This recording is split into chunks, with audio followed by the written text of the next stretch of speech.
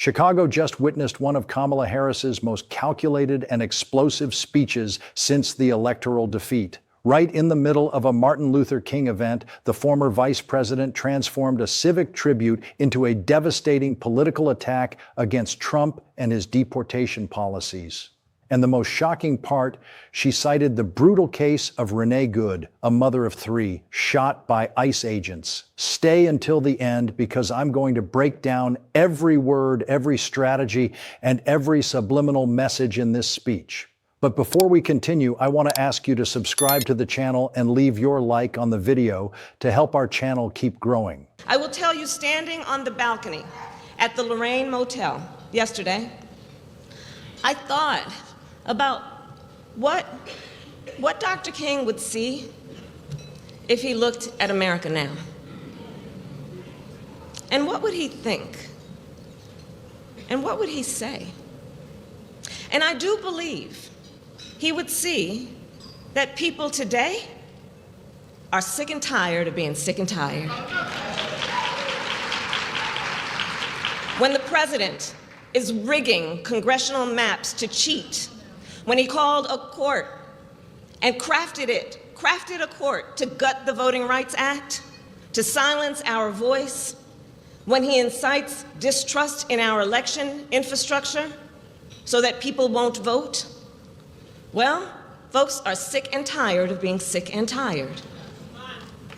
When the federal government rips people out of their car, out of their home, out of their church, when families are separated and a mother of three is shot and killed by an ICE agent in Minneapolis, people are sick and tired of being sick and tired. When our differences are treated as danger, when neighbors see one another as the enemy, and when social media and misinformation take hold of our lives and the lives of our children, well, people are sick and tired of being sick and tired.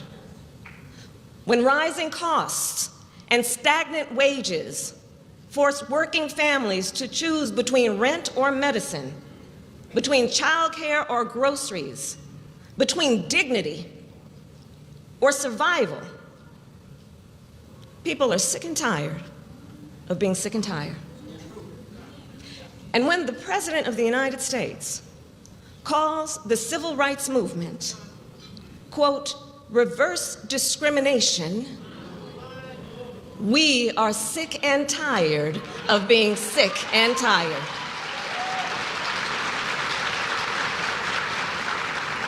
Friday's speech at the MLK Interfaith Breakfast at the Hilton Chicago was a masterpiece of political communication.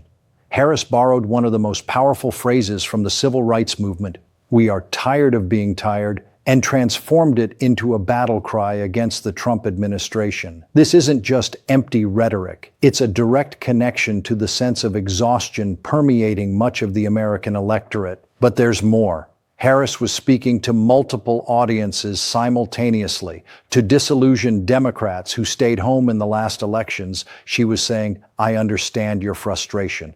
To activists who criticized her for not being progressive enough, she was showing she can be combative. And to independents tired of polarization, she presented herself as someone who can restore some sanity to the political process. The timing of this speech is crucial. We're just days removed from the Renee Good case in Minneapolis, an American citizen, mother of three, poet, shot by an ICE agent. The country is on fire with protests against mass deportations. The states of Illinois and Minnesota are suing the federal government, and Kamala chose this exact moment to appear in Chicago and give this speech. This is no coincidence. This is calculated politics at the highest level. Harris understands there's a window of opportunity here. Trump's deportation agenda, which should have been his political strength, is transforming into his Achilles heel. Polls show ICE approval has plummeted. Americans are watching videos of federal agents acting like occupying forces in their own neighborhoods. And Harris is capitalizing on this. But she does it in an interesting way. She doesn't attack Trump by name. She asks, what would Martin Luther King think of America today? It's an attack by proxy, more sophisticated than simply shouting, "Trump is bad." She's forcing the audience to make the connection themselves, which is much more effective from a psychological standpoint. We need to understand the broader context of what's happening here. The Trump administration promised the largest mass deportation operation in American history, and they're fulfilling that promise in a way that's shocking even some of their supporters. The numbers are staggering. According to ICE data, the immigration detention population has increased 75% since January 2025, reaching 66,000 people, the highest number ever recorded in history. And this is just the beginning. The administration plans to expand capacity to over 108,000 detention beds. But it's not just the numbers, it's the way these operations are being conducted. ICE agents are raiding schools, hospitals, churches, places traditionally considered sanctuaries. They're using unmarked vehicles, refusing to present warrants, acting like a paramilitary force in American cities. And then we have the Renee Good case. Let me be absolutely clear about this.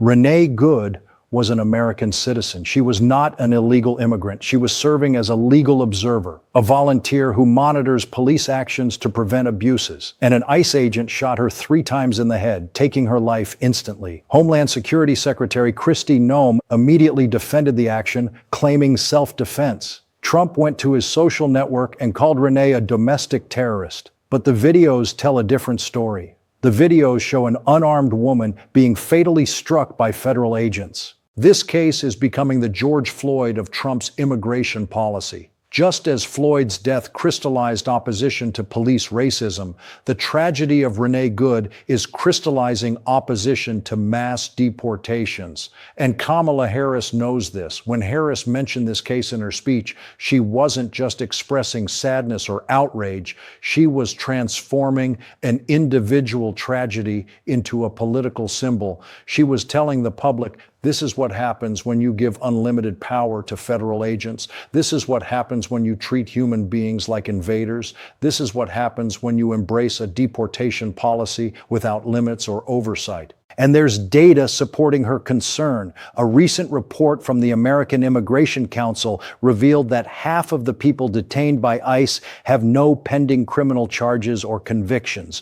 Only a quarter have criminal convictions. So who exactly is being detained? People with no criminal records who are being pressured to accept deportation and waive their rights. But let's return to Harris's speech and her broader political strategy. What is she really trying to do here? First, she's trying to appropriate Martin Luther King's legacy for the anti-Trump cause. And this is smart because King represents something that transcends partisan politics.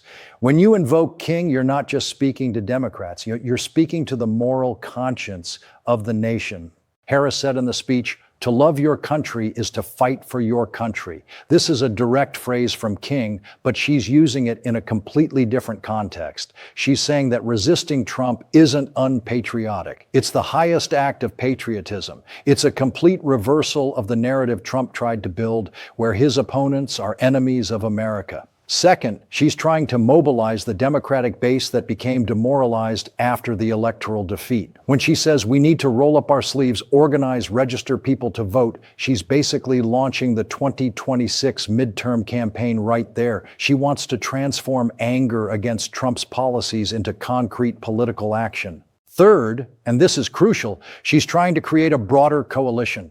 It's not just about immigrants or Latinos. It's about anyone who's concerned about federal overreach, the erosion of civil liberties, government agents acting without oversight. It's a message that can resonate with libertarians, principled conservatives, moderates worried about authoritarianism. And here's what's really interesting. Harris is doing all this while keeping the door open for a possible 2028 presidential run. She didn't talk about her own political ambitions in the speech. But she didn't need to. Everyone in the room knew she's positioning herself. Democrats are at a crossroads. They lost the White House, lost the Senate, are being crushed in the courts. They desperately need a message that works, a leader who can articulate an alternative vision. And Harris is trying to be that person.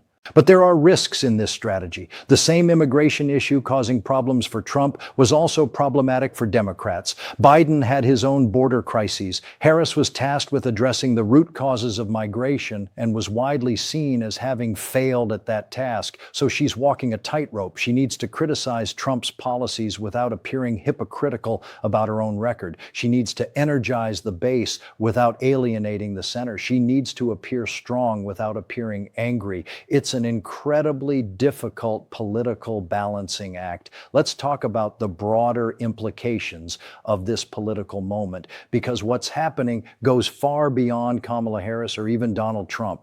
We're witnessing a fundamental transformation in American immigration policy. For decades, there was a bipartisan consensus that immigration was, overall, good for America. Republicans and Democrats disagreed about the details, but agreed on the basic principles. That consensus is dead. Trump has transformed immigration into an existential issue. It's no longer about numbers or procedures. It's about America's very identity. And when you transform something into an existential issue, middle ground becomes impossible. The result is we're seeing levels of immigration enforcement that would have been unthinkable a few years ago. Mass detention, family separation, border militarization, sanctuary raids, elimination of oversight, granting legal immunity to agents. All of this is happening now.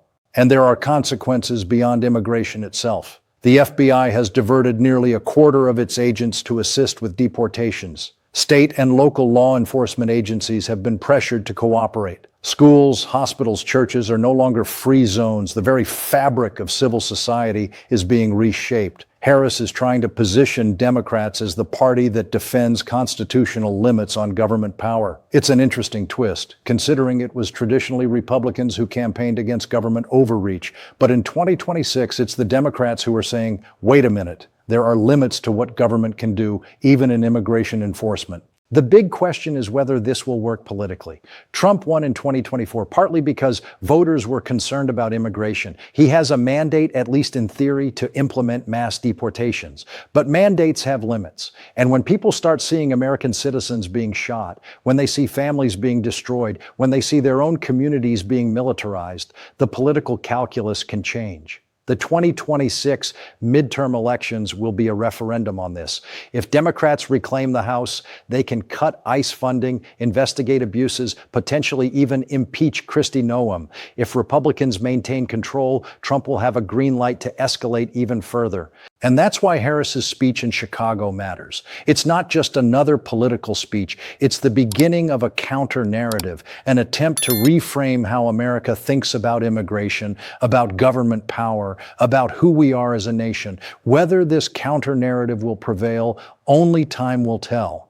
But one thing is certain, the political battle for America's soul is just beginning, and Kamala Harris has made clear she'll be at the center of that fight. Folks, this Kamala Harris speech in Chicago is much more than it appears on the surface. It's the launch of a long-term political strategy. It's an attempt to capitalize on the Trump administration's excesses, and it's possibly the first step of a 2028 presidential campaign. The tragedy of Renee Good transformed Trump's immigration policy from a strength into a vulnerability, and Harris is exploiting that opening with surgical precision. Whether you agree or disagree with her doesn't matter. What matters is recognizing that we're watching a master of political communication in action. Leave your like if this video made you think differently about this speech. Subscribe to the channel for more in-depth political analysis, and tell me in the comments, do you think Harris's strategy will work, or does Trump still have the advantage on the immigration issue?